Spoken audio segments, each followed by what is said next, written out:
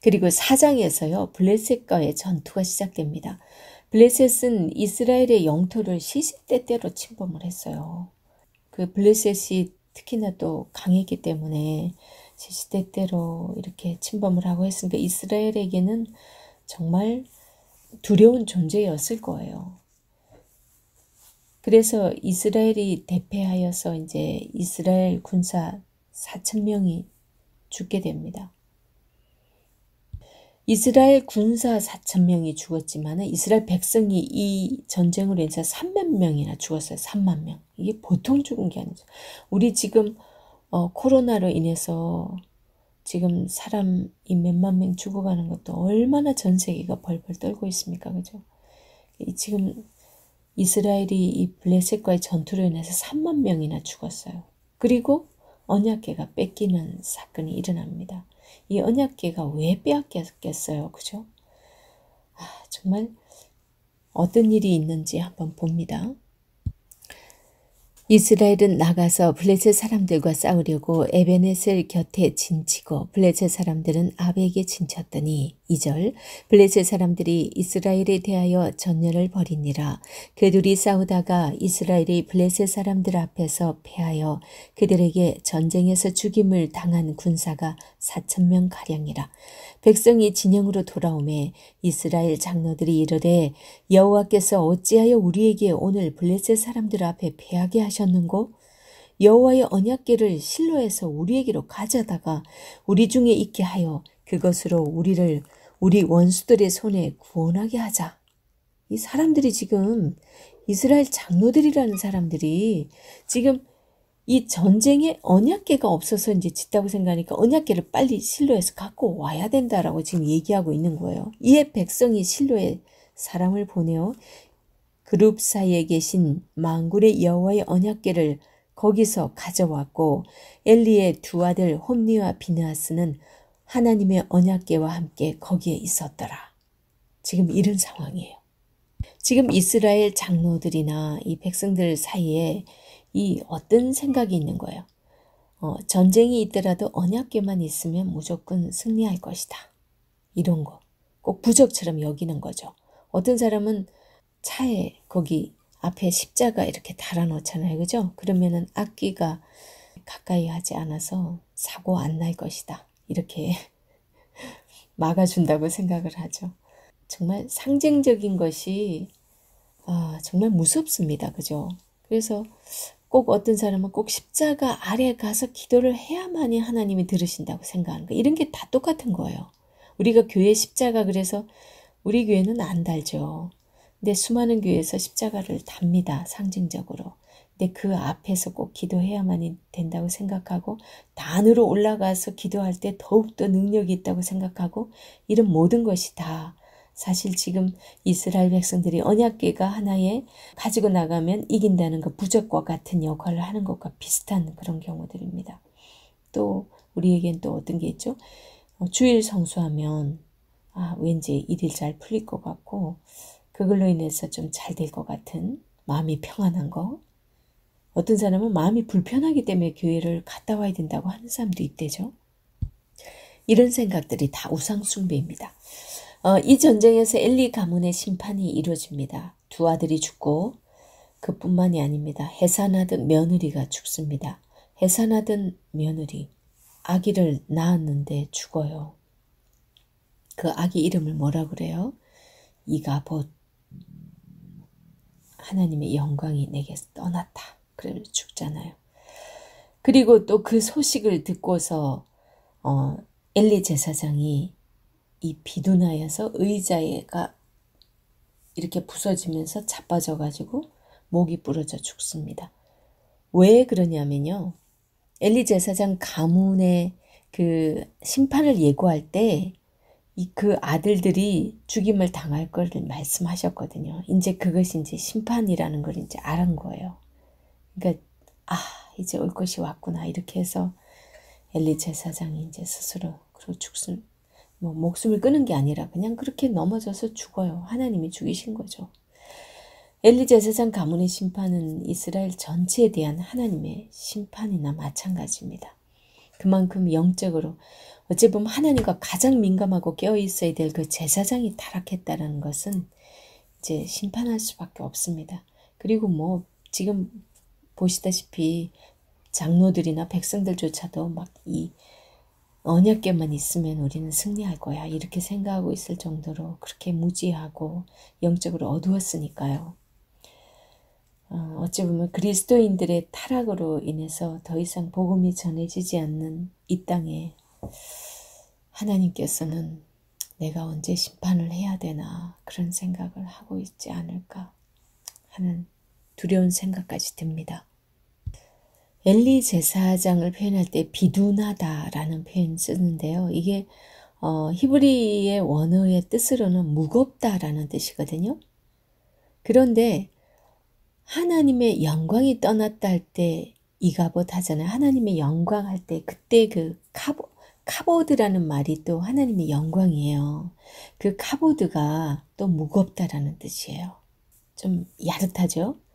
하나님의 영광이 무겁다라는 뜻인데 지금 비둔하다라는 이 엘리의 표현에서 이건 무겁다라는 같은 뜻인데 지금 하나님께 모든 무게가 가 있어야 되는 그 하나님의 영광이 오히려 자기 편의와 자기의 영광으로 누리고 살고 있지 않았나 이 엘리 제사장이 그런 걸 자기 마음대로 자기 아들들이 하는 그 모습에서 알 수가 있어요.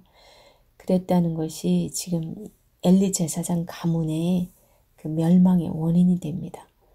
그리고 언약궤를 전쟁에 가지고 나간 그 행위 그 자체는 참 이스라엘이 하나님을 대하는 방식이 하나님을 도대체 어떤 분으로 생각했다는 거예요. 그죠?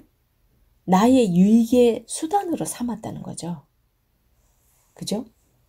전쟁에 하나님 이기게 해야 됩니다. 그러면서 앞장서십시오.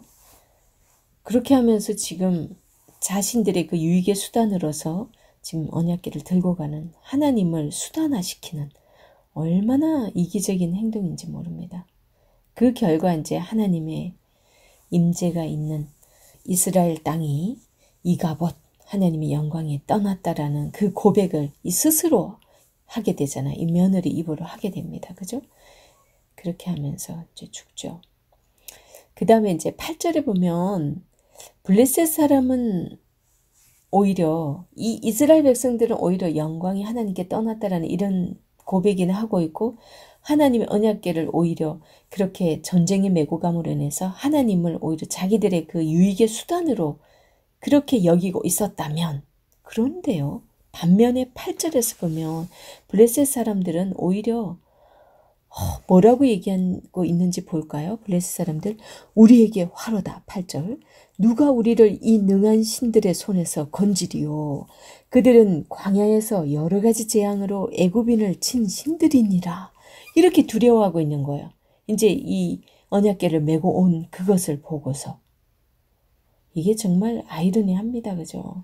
오히려 오늘날 같으면 이제 불신자들은 하나님을 인정하는데도 이 하나님을 믿는다고 하는 이 신자들이 너무 우습게 여기고 이 종교 행위를 하고 있는 그 모습들 그거랑 비슷하지 않을까요? 과연 우리의 삶의 중심에 무엇을 우리가 두고 살고 있는지 무엇을 나의 신처럼 모시고 살고 있는지 그리고 우리가 하나님 앞에 나아갈 때 우리는 어떤 모습 무엇 때문에 내가 하나님 앞에 나아가고 행여나 사역자라면 나의 이름을 위해서 나의 명예를 위해서 아니면 내가 사람들 앞에 높여지기 위해서 그렇게 하나님의 일을 하고 있다면 그 역시 지금 이스라엘 백성들과 똑같을 것입니다. 우리가 이 4장에서 던지는 이 메시지는 하나님의 임재, 언약궤 이런 것이 우리 인간이 어떻게 한다고 해서 하나님의 임재가 임하고 그런 것이 아니라 정말 우리의 입술로 하나님의 임재를 고백할 때 하나님의 말씀을 우리가 선포할 때 그 가운데 하나님의 임재가 있고 하나님의 역사가 그 가운데 일어나는 것을 우리는 알아야 됩니다. 이제 그렇게 해서 하나님의 언약궤가 블레셋으로 가게 되죠. 이 블레셋 사람에게 빼앗긴 언약궤가 이제 또 어떤 일을 우리가 경험하게 되는지 한번 보도록 합니다. 2절에서 5절 제가 읽어보도록 하겠습니다. 블레셋 사람들이 하나님의 궤를 가지고 다곤의 신전에 들어가서 다곤 곁에 두었더니, 오히려 이 사람들은요, 자기들 그 신전에다가 하나님의 언약궤를 신전에다가 일단은 둡니다. 자기들 딴에는 신전에다 두는 게 일단은 기본적으로 예의라고 생각을 하죠. 신전에 둡니다. 그랬을 때 3절, 아스돗 사람들이 이튿날 일찍이 일어나 본즉 다곤이 여호와 궤 앞에서 엎드려져 그 얼굴이 땅에 닿았는지라. 그들이 다곤을 일으켜 다시 그 자리에 세웠더니, 밤새 이제 다곤신이 완전 엎드려져 있는데 그걸 세워놨어요. 그랬더니 4절, 그 이튿날 아침에 그들이 일찍 일어나 본즉 다곤이 여호와의 궤 앞에서 또다시 엎드려져 얼굴이 땅에 닿았고 그 머리와 두 손목은 끊어져 문지방에 있고 다곤의 몸뚱이만 남았더라. 얼마나 기가 막혔겠어요, 이 사람들이. 그러므로 다곤의 제사장들이 다곤의 신전에 들어가는 자는 오늘까지 아스돗에 있는 다곤의 문지방을 밟지 아니하더라. 그 일로 인해서 이렇게 두렵고 떨림으로 지금 이 하나님의 언약궤를 대하고 있는 이들의 모습이에요. 그뿐만 아니라 이 아스돗 사람들에게 독한 종기가 나게 하시죠. 그래서 이제 이 언약궤를 어디로 옮깁니까? 가드로 갔는데 그곳에서도 이제 독한 종기가 나게 하십니다. 하나님께서. 이 언약궤가 이제 자, 그래 되니까 사람들이 너무 두려워하죠. 이 언약궤가 막 서로 이제 막 안 맡으려고 그러는 거예요. 다시 에그론으로 옮기게 됩니다. 거기서도 마찬가지의 일이 발생하자 이제 언약궤를 원래 있던 곳으로 이제 보내야 되겠다. 이제 우리가 여기다가 둘 게 아니구나라고 생각을 하게 되죠. 이런 것만 보더라도 하나님께서 지금 어찌 보면 하나님의 언약궤가 이렇게 블레셋에 올 때는 정말 패배한 나라의 신, 정말 보잘것없이 자존심이 다 상한 것 같은 그들의 전리품 같은 그런 것으로 전략해서 정말 자존심 상한 상태로 가는 것 같았어요. 그죠? 그런데 하나님께서는 스스로 이스라엘 백성들로 인해서 하나님이 높아지는 게 아니라 스스로 하나님의 존재를 드러내십니다. 그 블레셋 땅에서. 사람들이 하나님의 언약궤를 두려워할 수밖에 없게 만들죠. 그렇게 해서 이들이 절대로 이분은 이 언약궤는 우리가 함부로 이렇게 보관할 수 있는 게 아니야. 이거 빼앗을 것도 아니야. 그렇게 생각하는 거죠. 그래서 이제 다시 원래 있던 곳으로 보낼 것을 이들이 이제 결심하게 되잖아요. 그래서 11절, 5장 11절에 얘기를 합니다. 이에 사람을 보내어 블레셋 모든 방백을 모으고 이르되 이스라엘 신의 궤를 보내어 그 있던 곳으로 돌아가게 하고 우리와 우리 백성이 죽임당함을 면하게 하자니 이는 온 성읍이 사망의 환난을 당함이라. 거기서 하나님의 손이 엄중하심으로 죽지 아니한 사람들은 독한 종기로 치심을 당해 성읍의 부르짖음이 하늘에 사무쳤더라. 그럽니다. 이제 6장에서 하나님의 언약궤가 이제 블레셋 땅에 온 지 7달째 되었어요. 제사장들과 복술자들의 조언을 얻어서 이제 자기들 딴에는 멍에 매지 않은 젖나는 소. 자, 이들이요. 이제 자기들 나라에서 이스라엘로 보내려고 생각하면서 왜 젖나는 소를 택했을까요? 지금 여기에는 의미가 있어요. 생각해 보세요. 젖나는 소라는 것은 아직 새끼가 있는 거예요. 우리도 출산하면은 그 애들 젖 먹일 때까지는 젖이 나잖아요. 그런데 이 젖나는 소는 정말 새끼가 있다라는 건데 이 동물의 본능도 새끼를 이렇게 생각할 줄 알잖아요. 내 새끼가 내 젖을 못 먹으면 죽을 텐데, 굶어 죽을 텐데 하는 모성 본능이 있어요.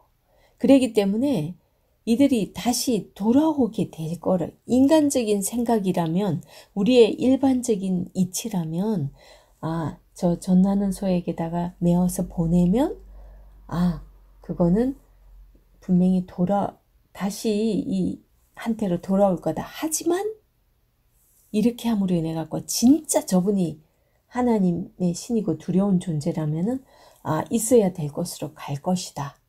그걸 이 사람들은 알았던 거예요. 지금 복술자의 조언을 얻어서 이 일을 합니다. 그러면서 새 수레에 속건제로 드릴 금을 실어 보내게 되거든요. 그러면서 이들이 어떻게 생각하냐면, 이 수레가 만약 벳세메스로 가면 이 재앙은 하나님께서 내리신 것이고, 그렇지 않으면 우연히 일어난 일이라고 그렇게 자기들이 딱 그렇게 정해놔요. 그런데 어떻게 되었나요? 수레가 벳세메스로 갑니다. 그럼 분명히 하나님께서도 확실히 하기 위해서 복술자들을 통해 갖고 이렇게 하게 하는 거예요. 왜냐하면 그냥 짐작만 하게 한 거하고 분명하게 이게 기록을 남고 사람들에게 확실하게 알려지도록 하시는 거죠. 하나님의 존재를. 하나님께서 이 재앙을 내리셨구나를 알게 하는 거예요. 분명하게. 그렇지 않으면 우연히 일어난 일이라고 자기들이 생각을 할 거니까. 그죠? 그래서 벳세메스 사람들은 아주 기쁜 마음에 언약궤를 또 맞이합니다. 막상 이 벳세메스 사람들이 이스라엘 사람들인데 세상에 오자마자요. 이 또 얼마나 경솔한 행동을 하는지 몰라요. 원래 이스라엘 백성들은 어떻게 돼요? 민수기 4장 15절에 보면요. 성물을 만지지 말지니 죽을까 하노라 라고 분명히 말씀하고 계세요. 그런데 일반 백성들이 성물에 접근하는 것을 분명히 이게 금지하고 있거든요. 그럼에도 불구하고 이 벳세메스 사람들이 기쁜 마음에 언약궤를 거기 가서 들여다보는 거예요. 그 보기만 해도 죽잖아요. 그렇게 해서 바로 하나님께서 70명을 바로 죽이십니다. 이 가로에서 5만 이른 거는요. 실제로 그 벳세메스 거민들 전체가 아마 5만 정도였을 거라고 그래요. 근데 다 죽이지는 않았으니까. 70명 정도 죽인 것으로 지금 생각하고 있습니다. 5만까지도 안 됐을 거라고 생각하는 사람도 있고요. 어쨌든 그 숫자는 크게 중요하지 않는데 이들이 어긴 사람들은 다 죽인 거예요. 들여다본 사람들. 그 일로 인해서 그 관련된 사람 다 죽였겠죠. 그러니까 너무 아이러니하지 않습니까? 하나님께서 오히려 하나님의 법을 알지 못하는 이방 사람들은 이 언약궤를 수레에 실었지만은 그 사람들 죽이지 않아요. 그죠? 하지만 나중에 웃사는 죽이죠. 왜요? 법을 어겼기 때문에. 근데 이방 사람들은 법을 몰라요. 근데 어쨌거나 자기들 딴에는 최선을 다해서 대우를 하는 거예요. 지금 전나는 소에다 2마리에다 이제 이거 해서 그렇게 보냈어요. 그냥 제사에 드릴 금까지 실어가지고 자기들 예우를 다 하는 거죠. 이제 법궤가 영광스런 기양 준비를 하는 이제 그런 모습입니다. 법궤가 블레셋 땅에 들었었을 때 그 사실은 이제 아까 얘기했듯이 진짜 포로의 수치로 가득 찬 모습이었지만 이제 법궤가 이렇게 떠나는 모습은 어때요? 정말 개선장군 모습 아니에요? 확실하게 하나님께서 내리신 벌이구나 이거를 분명히 알게 했잖아요. 그 복술자들이 그 말을 통해 가지고 그죠? 그리고 이들이 보낼 때요. 금독종, 금쥐 뭐 이런 걸 금을 보냈다고 실어 보낸 거기에는 금독종, 금쥐 이런 것들을 하게 되는데 그런 걸 실어서 보내잖아요. 이거는 이제 출애굽 때 이스라엘 백성들이 애굽 사람에게 뭘 갖고 나와요? 금은 보화를 이제 선물로 받아서 갖고 나오게 되잖아요. 그 출애굽기 11장 2절에 나와요. 우리 17절에서 18절에 보면요. 6장 17절에서 18절 제가 읽어볼게요. 블레셋 사람이 여호와께 속건 제물로 드린 금 독종은 이러하니 아스돗을 위하여 하나요. 그 다음에 가사를 위하여 하나요. 아스글론을 위하여 하나요. 가드를 위하여 하나요. 에그론을 위하여 하나이며 드린 바 금쥐들은 경관 성읍에서부터 시골의 마을에까지 그리고 사람들이 여호와의 궤를 놓은 큰 돌에 이르기까지 다섯 방백들에게 속한 블레셋 사람들의 모든 성읍들의 수대로더라. 그 돌은 베스메스 사람 여호수아의 밭에 오늘까지 있더라. 이걸 지금 기념하게 하기 위해서 이걸 그대로 남겨두는 거예요. 하나님께서 이거를. 이스라엘 백성 너희들은 지금 그렇게 어둡고 지금 캄캄해져 있을 때 이들은 지금 애굽에서 나올 때 이 다섯 아까 어디를 위해서 하나 뭐 아스도스를 위해서 하나 가스를 위해서 하나 아스글론을 위해서 하나 가드를 위해서 하나 에글론을 위해서 하나 5개잖아요. 그죠? 이 5의 의미가 이게 여호와께 무조건적으로 항복한 그것을 의미한다고 주석에 나와 있어요. 그러니까 지금 이제 두 손 두 발 다 든 거예요. 지금 블레셋은. 그러니까 하나님께서는 뭐 사람이 필요 없어요. 당신 혼자만으로도 얼마든지 이방 땅에 하나님의 살아계심을 이렇게 보일 수 있고 하나님은 하나님 스스로 이렇게 인정받으면서 이 사람들의 두려운 존재가 되면서 개선장군으로 처음에는 정말 그런 분위기였지만 개선장군이 이렇게 나오듯이 이렇게 블레셋 땅을 나오는 하나님의 그런 모습을 우리는 볼 수 있습니다. 이 지금 출애굽과의 많이 연결하는 그런 모습을 볼 수 있어요. 그리고 독종 모양을 취한 것에는 그들이 여호와께 받은 것을 그대로 돌려주겠다는 그런 의도가 포함되어 있다고 이제 이 주석에도 나와요. 이 자신들에게 임한 왜 그 독종이 거기 애굽에서 임했잖아요. 자신들에게 임한 그 재앙을 소멸시키겠다라는 그 의미가 독종으로 된 금을 갖다가 이렇게 거기서 만들어서 내보내버리는 거예요. 이제 우리한테 이거 다 떠나게 하세요. 우리 잘못 없어요. 다 가세요. 그것도 이런 거 나쁜 거 다 가지고 가세요. 우리한테 재앙 내리지 마세요. 그런 의미가 이제 거기 다 담겨 있었다는 거죠. 그러니까 정말 이스라엘은 패배했지만 철저하게 여호와께서는 승리한 모습을 여기서 이제 보여주고 있습니다. 이런 거를 우리가 이제 적용을 해본다면 어떨까요? 자, 하나님의 백성의 실패는 결코 하나님의 실패는 아니다.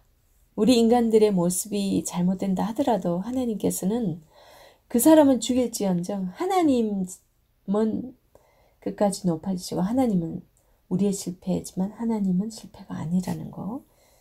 그러니까 인간이 어쩌고 저쩌고 이렇게 욕먹이는 지가 안 하면 돼요. 하나님 믿는 사람으로서. 그 다음에 하나님의 주권은 그 누구에 의해서도 제한될 수 없다는 거. 이방인을 통해서도 이렇게 높임을 받잖아요. 그죠? 그 다음에 하나님은 우리의 경배의 대상이지 우리 삶에 필요한 도구가 절대로 될 수 없는 존재라는 거 우린 알아야 됩니다.